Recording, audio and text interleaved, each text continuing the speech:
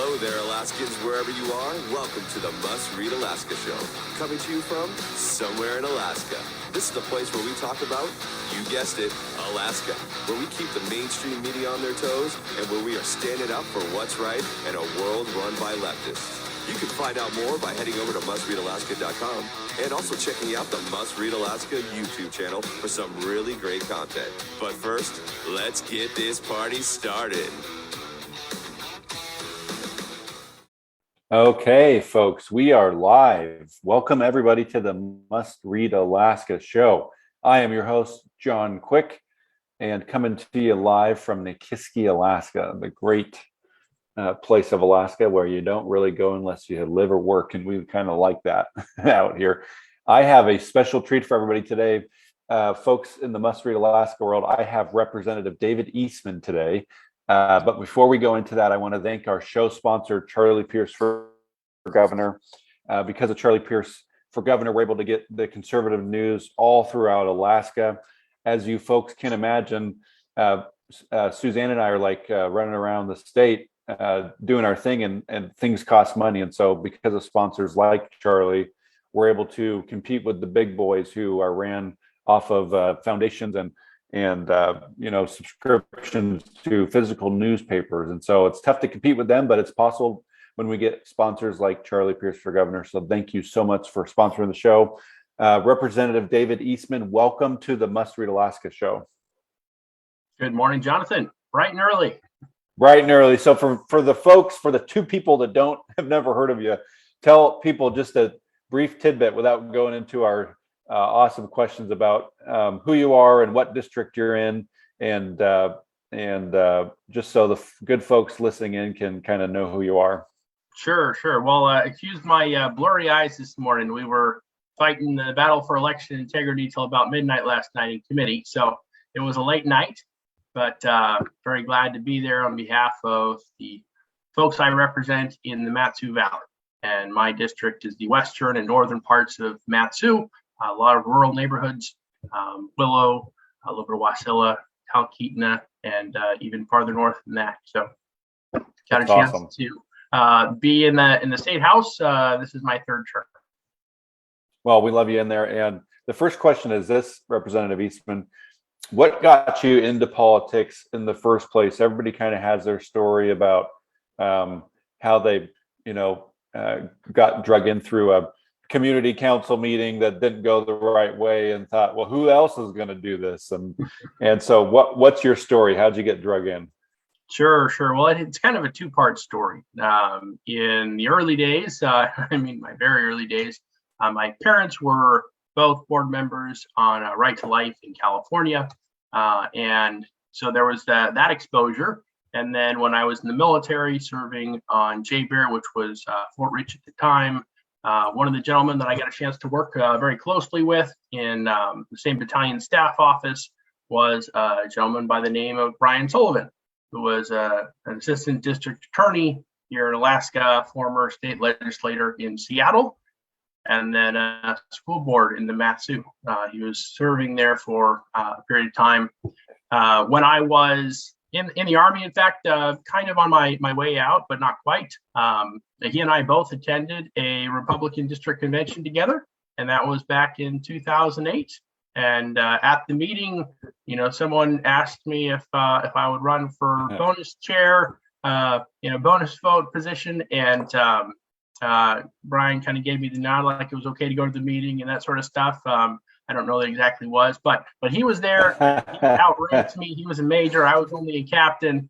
So I figured it was good enough for government work, and the rest is history. Nice. So did you become the bonus vote? Actually, I did. Nice. Yeah, I was the bonus vote for a couple of years out here in our district. And man, I didn't realize bonus vote means you got to do a lot of stuff. You got to show up to a lot of meetings. In my district, it was you got to help the chair run everything and do all the work. So, yeah. Nice. So one of the cool parts about your story that I read about, and maybe some people don't know, is that you went to a very prestigious Army school. And talk to us a little bit about maybe how that time going to college there and serving in the Army, did that help you, with a life of public service? Now you're elected official. I actually played golf at that school back in the day. So once, or maybe twice. It was one of the most interesting schools I've ever been to. It's probably the only school that I can think of that has an actual U.S. government mint on location. Yes, there's mint and there's a golf course, and they're both right outside campus, so you can walk there if you care to. Of course, walking around campus is not necessarily the easiest thing. There's a lot of mountains at West Point. Yeah. But so talk to us about West Point and if that, being in the military, Army specifically, helped you with being an elected official. Yeah. The 4 years I spent at West Point were periods of transition. I started at the end of the Clinton administration and then into the Bush administration. By the time I was out of the Army, Obama was already president. So I got a chance to see the country through 3 different administrations, and they were very different. And during my time at West Point, the culture war was in full swing. One of my mandatory lectures I had to attend was from a gay cannibal from Papua New Guinea. And he was there on behalf of the English department. So there was more than a few things going on. There was certainly a lot of changes in the English department. Shakespeare was thrown out for a time before he was brought back. The stuff they tried to replace him with wasn't any good, I assure you. And so it was more politics, I think, than is customary for the most West Point graduates over the last 200 or so years that the academy's been around. Yeah, probably even worse now. It's come a long way even since I graduated. That's right. So when you served in the Army, do you think sometimes when you're in these situations as an elected official, like, well, if I compare the child's play for kind of the elected official life compared to war and all those kinds of things that you have to prepare for in the Army, comparable, or are they basically 2 different apples and oranges? Well, there's more parallels than not, and I think war is the extension of diplomacy by other means, and certainly there's a lot of politics involved. And yeah, there was plenty of preparation of being in some tense and difficult situations in the Army, in Afghanistan, having come back from those. A lot of the stresses and rigors of being a legislator, while it is stressful at times, doesn't compare on that level. And I wish more of our elected officials had served some time in the military, had been on the front lines, know what it's like to either have your life in danger or at risk, or be in combat, and come away from that knowing that you can stand and you can do what you need to do, and you can come back and live to tell the tale, and it'll be all right afterwards. I like that. My representative is Ben Carpenter, and man, I can't thank him enough for his service and how, that he talks a little bit. He was on our show a couple months ago and talked about how that helped prepare him for having to deal with all the shenanigans that happened at the in the House. So thanks for your insight on that.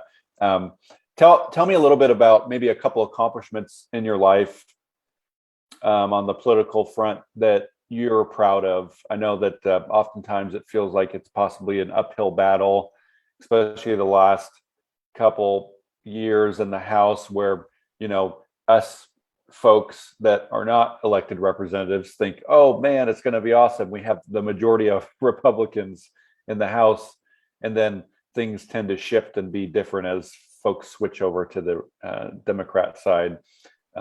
So tell me, so it makes it hard to accomplish things, is my point, as a Republican, when folks are going over and creating their own majority with the Democrats. So tell me one or two accomplishments that you're super proud of, in the last couple terms that you've been there elected. Sure.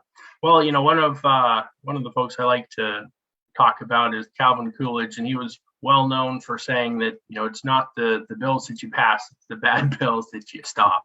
Yeah. And that's certainly been the case. In one exception that comes to mind, it was not only a bad bill that we needed to stop, actually needed to stop before I got elected, but we also were able to repeal, and that was SB 91. And when I was first a candidate for the House, I was going door to door. SB 91 hadn't been signed yet. The legislature had passed it. Governor Parnell, other voices, myself included, were asking the current governor not to sign it. And I was, going door to door talking about what it was. Some people knew, some people didn't. I think there was one door I knocked on where I said, hey, I'm opposed to SB 91, and got a polite, okay, well, I like it, so go away. But the vast majority of the doors I knocked on, either people, were concerned about it or didn't know about it or were very concerned about it. And so that was the issue of the day at the moment when I was first campaigning. And that was my first 3 years. And I certainly wasn't alone in opposing it, but between then Representative Laura Reinbold and I, we, in many respects, we're working together to help eliminate that. And that was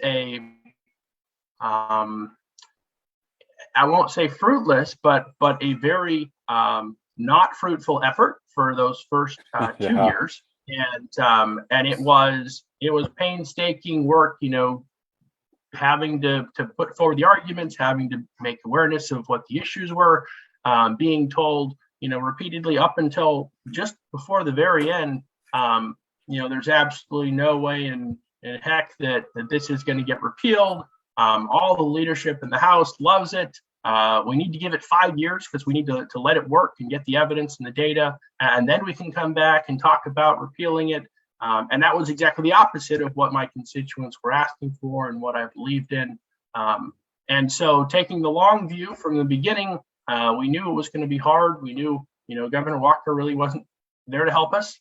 And neither was the Rules Chair, Chuck Kopp, and neither was the Judiciary Chair, Matt Clayman. Whether they're Republican or Democrat, the leaders were very much lined up to defend it and protect it. So we were told, it was hopeless, it's never going to happen. But 3 years later, with the new governor, we were able to pull it through. So that's one that I'm an accomplishment I'm proud of. A bill that if I was in the House at the time, I would have been working to try and keep from getting passed. But when I got elected, we were able to pull it back. Yeah, man, that was just a mess of a bill. I remember talking with some of the defenders and judges here in Kenai. When I was first kind of the crime sprees were happening here on the Kenai Peninsula, and people were being let in, they were being arrested and then let out, arrested, let out. And I remember talking to some of the folks, here at the Kenai courthouse, judges or lawyers or whatever, and they were basically telling me their hands are tied. What used to be they could put somebody in jail for 30 days, they have to let out the next day. What used to be, put the person and have them have a significant amount of bail so that, they'd have to put up something. Now it's nothing. And so it was one of those things in Nikiski, I could literally see it affecting Nikiski in a horrible way. So I appreciate your steadfast work on making sure that got repealed, I guess is the best way to put it, but it's no longer in existence. So it did eventually. And I was talking with, fathers whose, a son was a state trooper and was talking about how, he'd arrested the same guy multiple times on the same shift. And that was happening. That was real. And it was affecting, those in my district severely, mostly on the property rights side of things. So I was talking with individuals who were telling me, hey, between you and me, I had to, plant mines on my property because if I don't, protect my property, then I'm not going to have, anything to eat for my family. And it was just that time of desperation. And if I'm glad we're not still fighting that battle, because it was a long one, it was a hard one, but it was a good one. And what people don't often realize, people talking about critical race theory now, that was our state's first big experiment in implementing critical race theory. That was how are we going to oppose systemic racism? Well, we need to oppose systemic racism in our criminal justice system by reducing sentences, putting people out of jail, making it hard for police officers to arrest people, making it hard for them to stay in jail once they've been arrested. And so if you want to know where that leads, that's your prime example. We were a little bit ahead of the country on that one. Yeah, and how miserably it failed. So the big hot topic seems like every year since Walker decided to mess around with it is the permanent fund. Yesterday, for folks that have not heard, the Senate passed their budget and it had a $5,500 permanent fund / energy rebate in there. And Representative Eastman, what are your thoughts on that? I know that it could possibly go back to the House. Do you think folks in your district would be very excited to get something like that as opposed to the crumbs that we've been getting the last couple of years? Yes. Well, I'm often reminded that folks are still waiting on their 2016 dividend, and 17, and 18, 19, 20, and so forth. And I've been doing everything I can to give it to them. For me, it's a question about rule of law. The entire state had an understanding of what the law meant, and the consent of the people is represented in the law passed by the legislature. And then when you have a judge come back and say, the people consented to something that they didn't, think was what, and the legislature didn't think was what, and now we're going to operate on an entirely new law. We didn't change the law, which you could do, of course. We're just deciding to make the words mean different things. That undercuts not just the PFD, that undercuts all of our criminal laws and all of our appropriations and budgeting process. Yeah, it kind of throws a wrench in the whole thing. The majority of the folks in your district, my guess would be in favor of a full permanent fund? Absolutely. Check. Yeah. Well, that's the folks in my district as well. I think that a lot of folks in the Kenai Peninsula Borough are just like yours. Where's the rest of my 2016, 2017, 2018? I know that Governor Dunleavy and other folks like yourself in the House and the Senate have tried to, push for the full permanent fund. But as you know, and a lot of people don't realize, you can't do much without the majority. And so we'll see where this lands. And hopefully it's in a place where we get a check that's closer to 5,500 than it is to 1,200. So there's a lot of kind of doom and gloom right now. I think not only, if somebody turned on the news and saw the stuff that is happening in the lower 48 with essentially rioters showing up to our Supreme Court justices' houses, and it's kind of probably triggering a lot of stuff that happened a couple summers ago, where basically groups of people literally burned down cities all across America. It tends to lend itself to very little hope for folks thinking that America's on the right path, or even our Alaska economy could potentially turn around. So what are you excited about in Alaska right now? Is there any big projects on the horizon? We're kind of notorious in Alaska for screwing up every big project that's kind of handed to us on a silver platter. But is there anything big that you're excited about in Alaska right now that is happening that folks need to know about? Yes, well, it's not going to be a capital project, though those can be good. Oftentimes they go bad. In the Matsu, we had a ferry for a time. Now the Philippine Red Cross owns that, last I heard. So it's not that we need to find a good cause to spend a lot more money on. But what I'm most excited about right now, which might seem a little bit counterintuitive, is our election integrity. having sort of been aware of that problem and fighting it in different ways for a very long time. It goes back to the first campaign that I helped on in the 90s. It was a congressional race, and there was all sorts of election fraud involved in that one. But since then, trying to raise awareness to that issue. Now we have a lot more awareness. Now we have the ability to try and make some progress there. Obviously, last night we're trying that in Jonathan Christ Tompkins' committee. It's not something I think that he would consider his top priority.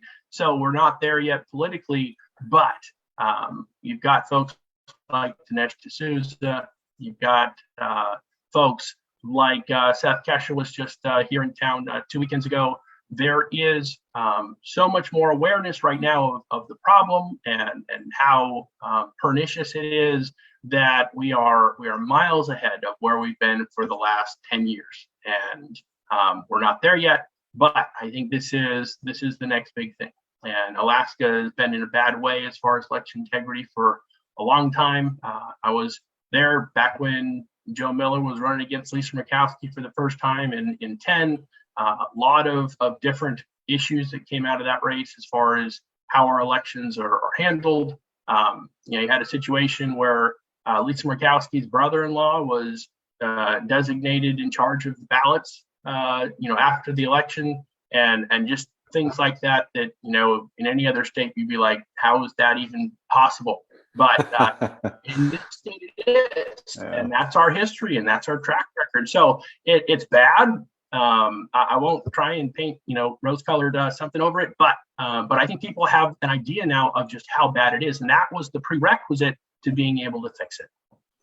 Yeah, and even when you look at some of the municipal elections, the Bronson election, you had his supporters having to physically park themselves with an RV at the election central because they witnessed boxes of ballots coming in and out of there, and nobody having any idea after hours, and nobody having any accountability to who's and where they came from and all that kind of stuff. So even at a local level, I think people are people, and people make mistakes, and people are susceptible to doing bad things, regardless of if it's a national, state thing, even down to the local level. So thanks for spearheading that. I think one thing I read, and you can correct me if I'm wrong, is I believe you're on the rules committee, and I think I read somewhere where you guys haven't had us actually met as a committee for this whole year, or maybe even the last 2 years. What can you talk a little bit about that and why that's happening? I can talk a lot about that. That seems just crazy to me. I don't think the average person has any idea that that's happening. I mean, I didn't know it until I read. I think you posted it on the blog or something like that, and I read it, and I was like, "Holy crap! How is this even possible?" Yeah, it's great. Paul Seaton, when he was in charge of the finance committee during my first term, he was outed during a committee meeting because he was talking about the language committee got together and we put forward these changes to the budget and a lot of the intent language and other things that are in the budget, and then one of the Republicans on the committee asked him, who's the language committee? And he kind of sheepishly said, well, it's me. And everybody kind of like, what? But that's where politics goes if you let it. I mean, the concentration of power in the hands of a few is bad enough, and then you get to a situation where it's concentration of power in the hands of one person, two hands, and they are acting on behalf of everyone else. And in this state, I think as much as any other state, and perhaps more than any other state, has allowed the concentration of power into the hands of 1, 2, 3 people. And it's easier in this state because we have the smallest state house and we have the smallest state senate in the country. So it's already in a smaller number of hands. And the U.S. Supreme Court has recognized that our small size leads us susceptible more than other states to corruption. and our process has been corrupted, and we've allowed that to happen. The Rules Committee is, arguably the most powerful committee in the state, and it's assumed by some legislators that, well, that just means we're going to give all that power to one person, whoever the chair is. That's their reward for being chair. That's their reward for being part of the binding caucus and signing on to that commitment. So it's our job, since we're also part of that system, to protect, his right to basically run the show and not hold meetings or anything like that. And that is not the way the process was designed. There's no option for that in the rules and the procedures that are in law. But that is assumed that that's just going to be the way it is, and that's also the case for many other areas. That just happens to be a particularly obvious and glaring example. So at some point, our state will be free of the binding caucus. That's another big project we've been working on for a lot of years. Until that happens, conservatives will not have a fair voice in our legislature. Yeah, some of the stuff I think about how how is somebody not in jail, because this seems like some horse trading going on that is not beneficial to the state. So thanks for explaining that a little bit for folks who maybe haven't heard about that before. One of my last questions is this, Representative Eastman: who is your hero? I know that a lot of folks in the elected official world have folks that they look up to, and maybe those folks helped inspire them to first run, or maybe run for the second time because they lost the first time. And everybody's got a hero in their life. Who's your hero and why?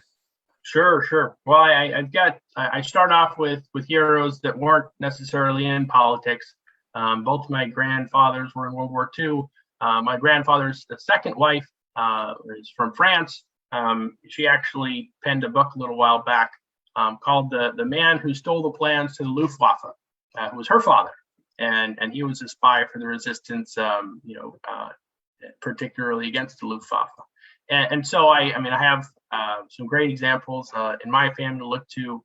On the political side, it's hard to do better than Calvin Coolidge, and I think he was by far our most remarkable president, certainly in the last couple of centuries. And I also had the opportunity to sit down and have drinks with Nigel Farage before he was a name that Americans had heard of before Brexit and the like. But at that point, he had already been in the European Parliament for over a decade. And what stood out to me about him and Calvin Coolidge both is that rare for politicians, 10 years into that experience and having served in various positions, he never forgot why he got involved in politics, and he never let that change. So politics is a system and process that changes people, and it's designed to change people. It's designed to take you from, the person you were before you got elected, and then make you, one of the acceptable members of the political elite. And Calvin Coolidge, even as president of the United States, never allowed that to happen to him. And Nigel Farage, as high in leadership in Europe and Britain as he was, never allowed that to happen to him. So that's just remarkable and heroic in my opinion. That's awesome.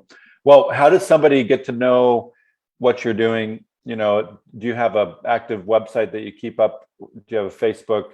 How does somebody, find out all the things that you're doing? And then is there anything else you'd like to leave us with before we kind of head off here? Sure. Well, one of the things you can do is you can pick up the phone, you can give me a call. I try to be accessible, particularly to those in my district or someone where there's some way that I can be of help as a conservative in the legislature. Sometimes those can be hard to find. I try to make myself easy to find for that reason. davideastman.org is my website. You can also find me on Telegram, David Eastman, or some of the other social media. So I'm on Truth Social. I'm on some of the other channels, Caucus Room and whatnot. But I think your best bet is probably Telegram. Second best is going to be Facebook. But always go to my website if you're looking for the latest. Awesome. Do you have a generic office number that you can give here on the show for folks? Yes, you can call me at 2186. And that will get to me either if I'm in Juneau or back in Wasilla during the interim after session. Awesome. Well, thank you so much, Representative David Eastman, for joining us on the Must Read Alaska show. Keep fighting the good fight. I know that you're somebody who sticks to, if there's one thing we could say about you, you're somebody who sticks to what you feel you're called to do, and you hold the line on what you feel is right and wrong. And so oftentimes people don't necessarily appreciate that or agree with that, but you stay true to that, it seems like, on every single vote that you do. So I appreciate that. If you're tuning into the Must Read Alaska show and you want to help fund this, just go on right ahead. You can go to mustreadalaska.com, and on the right hand side there's a donate button. We operate on donations from folks all over Alaska and the lower 48. We're not funded by a foundation like other large news organizations here in Alaska. We are funded by small donors, hundreds of them every month. So we want to thank folks for listening to Must Read Alaska. We also want to thank Charlie Pierce for governor for being our show sponsor and helping us spread conservative news through all the nooks and crannies of Alaska. James Baisden will be on the show Friday morning talking about politics in Alaska. He kind of covers what's happened the last week. And so tune into him Friday morning. And then Suzanne and I will be back on the show Monday morning. And if you missed it this week, you want to tune into the last show, because we interviewed Santa Claus, who is an independent Democratic socialist, nice gentleman. He probably, him and I don't agree on much, but he is a hoot to talk to. So for folks that missed the Monday show, tune in and listen to Santa Claus. It's entertaining, to say the least. So until next time, from somewhere in Alaska, I'm signing off, your host, John Quick. Hope you have a marvelous rest of your day. Thank you so much, David Eastman, for joining us.